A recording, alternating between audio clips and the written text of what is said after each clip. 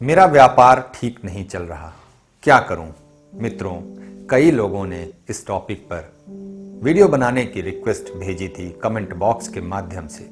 यदि आप भी किसी टॉपिक पर वीडियो चाहते हैं जो ज्योतिष और वास्तु से जुड़ा हो, तो नीचे कमेंट बॉक्स के माध्यम से अपना सवाल हमें भेज सकते हैं और वीडियो कैसा लगा इस बारे में भी अंत में अपनी प्रतिक्रिया हमें अवश्य दें, ऐसा निवेदन करता हूं मैं। मित्रों, वीडियो को आरंभ करने के लिए सर्वप्रथम मैं ये कहना चाहूँगा कि आप अपने पोटेंशियल को देखें। यदि आप किसी व्यापार को कर रहे हैं तो उसमें आपका अपना पोटेंशियल क्या है, कैसा है, उसे जरूर देखें। आपके अपने एटमॉस्फेयर यानी जो संभावनाएं हैं उनको भी जरूर देखें। दुनिया को देख करके अक्सर लोग व्यापार का चुनाव कर लेते हैं कि उसने ऐसा किया और वो सफल हुआ तो हम भी ऐसा करें, इसने ये काम किया तो हम भी यही काम कर लेते हैं। तो ऐसा बिल्कुल न करें, ये बिल्कुल गलत होगा। दुनिया को देख के नहीं, बल्कि आपके अंदर से आपकी अंतरात्मा किस व्यापार की ओर आपको ले जाना चाहती है, आपके अंदर से कैसी आवाज आती है, उसको जरूर ध्यान से सुने।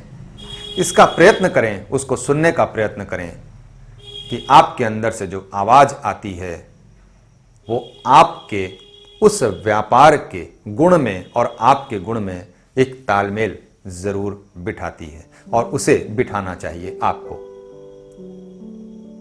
आप क्या कर सकते हैं उसको भी जरूर देख लें। आपका प्रोफेशन उन बातों से मैच करना चाहिए कि जो आपके स्पेशल क्वालिटी और एबिलिटी है उसको एक्सप्रेस करता हो, यानी उसको जो है उजागर करता हो।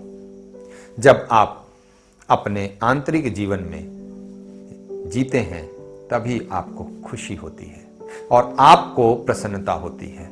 यदि इन सभी पॉइंट्स पर आपने फोकस कर लिया तो दुनिया की कोई भी ताकत ऐसी नहीं है जो आपके बिजनेस को, आपके व्यापार को सफल होने से रोक दे।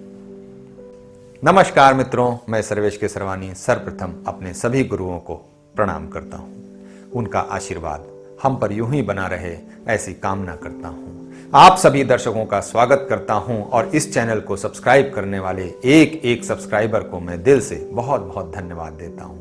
मित्रों, आपके सब्सक्राइब करने से, लाइक करने से और वीडियो को शेयर करने से ही हमारे मनोबल बढ़ता है। इसलिए पुनः एक बार आप सभी को फिर से धन्यवाद देता हूं। मित्रों,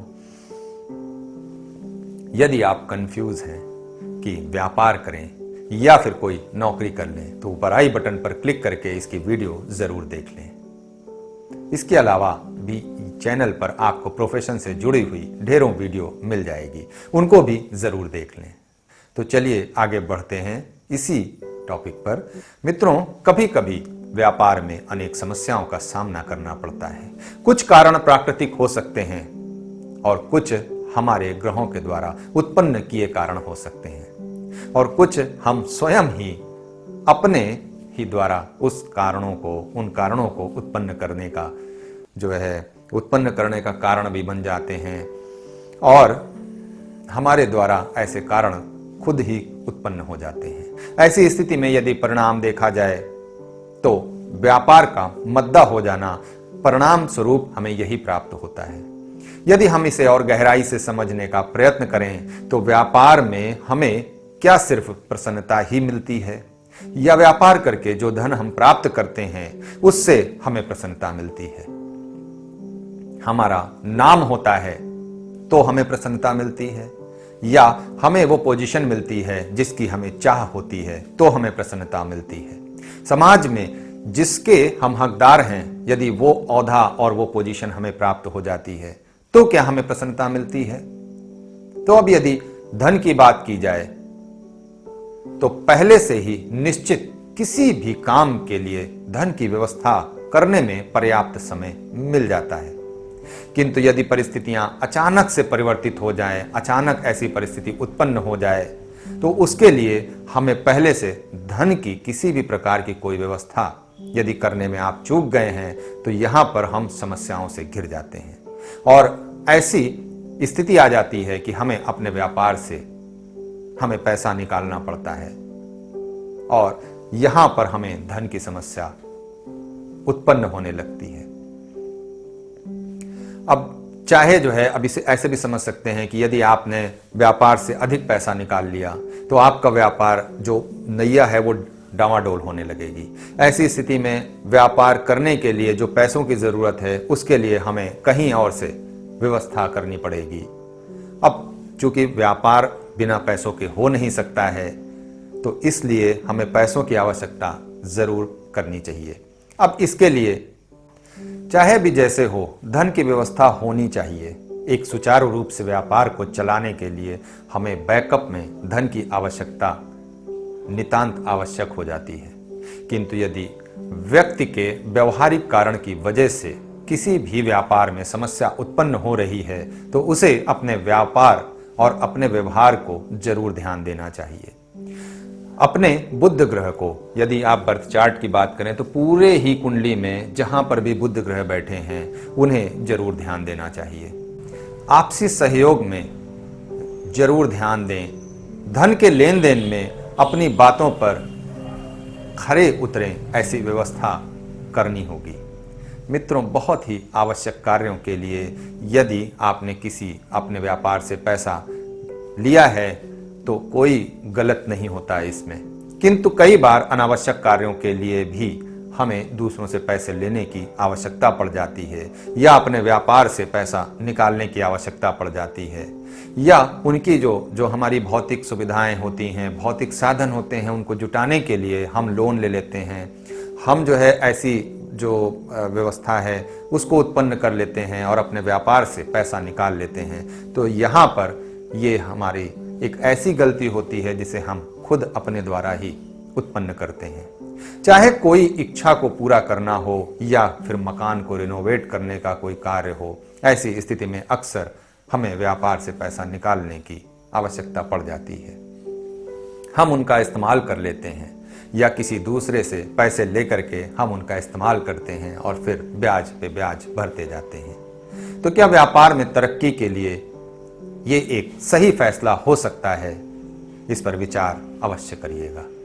वास्तव में किसी भी व्यापार को चलाने के लिए हमें कुछ बातों पर अवश्य ध्यान देना चाहिए, जिसमें सर्वप्रथम पैसों की व्यवस्था, दूसरा हमारा व्यवहार, तीसरा हम किसी से व्यापार कर रहे हैं तो उससे हमारा संबंध कैसा हो, और चौथी बात व्यापार हम किस उद्देश्य से कर रहे हैं, इस पर भी हमारा विचार, हमारा ध्यान जरूर जाना चाहिए। आइए इस बर्थ चार्ट के माध्यम से हम समझने का प्रयत्न करते हैं कि यदि हमारा द्वितीय भाव यानी जो हमारा सेकंड हाउस है वो जो है 11वें भाव से, यदि 11वें भाव से कोई संबंध बनाता है तो व्यक्ति को धन की किसी भी प्रकार की कोई कमी नहीं होने देगा। इसके अलावा गुरु की पोजीशन को अवश्य देख लें। पूरे बर्थ चार्ट में गुरु आपके यहाँ बैठे हैं, यहाँ बैठे हैं, यहाँ बैठे हैं, यहाँ बैठे हैं, इसको भी आप जरूर देख लें। गुरु का नेचर, उसको भी जरूर ध्यान दें। यदि आप व्यापार कर रहे हैं तो जैसे नेचर ऑफ बिजनेस आपके हों, जैसा आपका बिजनेस की प्रकृति हो, व्यापार की प्रकृति हो, वैसा ही स्किल आपके अंदर भी होना जरूरी है। अब मान लीजिए कि लोगों से जुड़ा हुआ काम आप कर रहे हैं तो आपके अंदर कम्युनिकेशन स्किल जरूरी है। तो इसके लिए आप तीसरे भाव को यानी थर्ड हाउस को जरूर ध्यान दें, क्योंकि तीसरा भाव आपके कम्युनिकेशन स्किल का है, आपके वो मेहनत का है, आपके जो पार्टनर हैं उसका जो है भाग्य भाव भी तीसरा भाव ही बनता है। ये मैं पहले की वीडियो में भी बता चुका हूं और यहां पर भी मैं यही कह रहा हूं कि अपने थर्ड हाउस को जरूर इंपॉर्टेंस दें, महत्व दें, और उसका जो तीसरे भाव में राशि कौन सी है और वहां पर जो प्लेनेट है राशि के स्वामी वो कहां पर जाकर के पूरे ही बर्थ चार्ट में बैठे हैं, क्या 11वें में बैठे हैं, 10वें में बैठे हैं, 7वें में बैठे हैं, इनको भी जरूर ध्यान दें। कहने का मतलब यही है कि क्या वास्तव में वो आपको समर्थन दे रहे हैं या आपके विपरीत जा रहे हैं। ऐसी स्थिति को उत्पन्न हो उससे पहले यदि आप इसका एनालिसिस करते हैं अपने बर्थ चार्ट में तो हो सकता है कि जो आप गलती करने जा रहे हों उससे आप रुक सकते हैं। उससे आप अपने आप को रोक सकते हैं। इसके बाद सबसे महत्वपूर्ण भाव 11वां भाव होता है, इसे भी आप जरूर ध्यान दें। क्या इसका स्वामी आपके पूरे कुंडली में कहां पर जाकर के बैठा है? यदि आपके फर्स्ट हाउस में बैठा है, सेकंड में बैठा है, थर्ड में बैठे हैं, सेवेंथ में बैठा है, 10th में बैठा है, तो ये सब बहुत ही अच्छी उत्तम जो है आपके प्लेसमेंट है। यदि 9th में बैठा है तो भी अच्छा प्लेसमेंट है, यदि 6th में बैठा है तो भी अच्छा प्लेसमेंट है। तो इन बातों को भी जरूर ध्यान दें। इसके बाद आता है 7वां भाव, इसे भी आप जरूर ध्यान दें, क्योंकि 7वां भाव पार्टनर का भी भाव होता है, लाइफ पार्टनर का भी भाव होता है, और जो हमारा 7वां भाव होता है वो हमारे पूरक होता है, यानी यदि ये हम हैं तो ये हमारे पूरक है। इसलिए भी 7वां भाव बहुत ज़्यादा महत्वपूर्ण हो जाता है हमारे लिए। इन सभी बातों की गणना करने के बाद आप किसी भी निष्कर्ष को निकाल सकते हैं। आपके व्यापार में जितनी भी समस्याएं आ रही हैं उन सभी की गणना इन्हीं जो हाउसेस हैं इससे आप कर सकते हैं। सभी ग्रहों की जो प्लेसमेंट है पूरे चार्ट में, जो ग्रह बैठे हुए हैं आपके जगह जगह पर, वो आपके पूरे चार्ट को, आपके जो इन हाउसेस हैं उसको भी देखें, और यदि ये लगन को सपोर्ट कर रहे हैं तो ये भी बहुत अच्छी एक कॉम्बिनेशन बनता है कि फर्स्ट हाउस से इन सभी का जुड़ाव एक सामंजस्यपूर्ण हो। यदि ये सभी बातें आपके फेवर में जाती हैं तो भी आप बहुत ही अच्छा व्यापार कर सकते हैं और आपको किसी भी प्रकार की कोई समस्या नहीं उत्पन्न हो सकती है, ऐसा मेरा मानना है।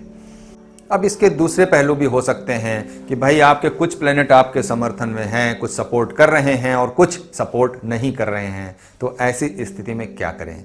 यदि अधिकतर प्लैनेट आपको सपोर्ट नहीं कर रहे हैं तो ऐसी स्थिति में क्या करें? तो ऐसी स्थिति में आपको खुद उन ग्रहों के साथ सामंजस्य बिठाना चाहिए, और बिठाना पड़ेगा, क्योंकि यदि आपके व्यापार को, अपने व्यापार को आप सफल बनाना चाहते हैं तो आप उनके साथ, जो प्लैनेट आपके सामंजस्यपूर्ण व्यवहार नहीं कर रहे हैं उनके साथ आप सामंजस्यपूर्ण व्यवहार करें, ऐसा मेरा विचार है। सामंजस्य बिठाने के लिए व्यक्ति के अपने पर्सनल चार्ट ही मायने रखते हैं। ये एक जनरल बात नहीं है कि जिसको जो है सभी चार्ट पर अप्लाई किया जा सकता हो। इसीलिए मैं यहाँ पे यही कह सकता हूँ कि आपको सामंजस्य बिठाना पड़ेगा। अब एक एक चार्ट को लेकर के मैं यहाँ पर डिटेलिंग नहीं कर सकता हूँ, ये थोड़ा सा मेरे साथ भी बाध्यता है। इसलिए पर्सनल चार्ट के आधार पर ही आपको क्या उपाय करने हैं ये आप उससे ही देखा जा सकता है, जो मैं पहले भी कह चुका हूं। मित्रों, यूं तो व्यापार एक स्वतंत्र व्यवस्था है, किंतु कुछ लोग इसमें साझेदारी का भी कार्य करते हैं। तो साझेदारी के लिए मैं एक अलग वीडियो आपको आगे बना करके दूंगा, इसलिए मैं यहाँ पर साझेदारी की बात बहुत ज़्यादा नहीं कर रहा हूँ और वीडियो बहुत लंबी ना हो जाए, इसलिए वीडियो को मैं यहीं समाप्त करने की आज्ञा चाहूँगा। मिलते हैं अगले वीडियो में, तब तक के लिए धन्यवाद।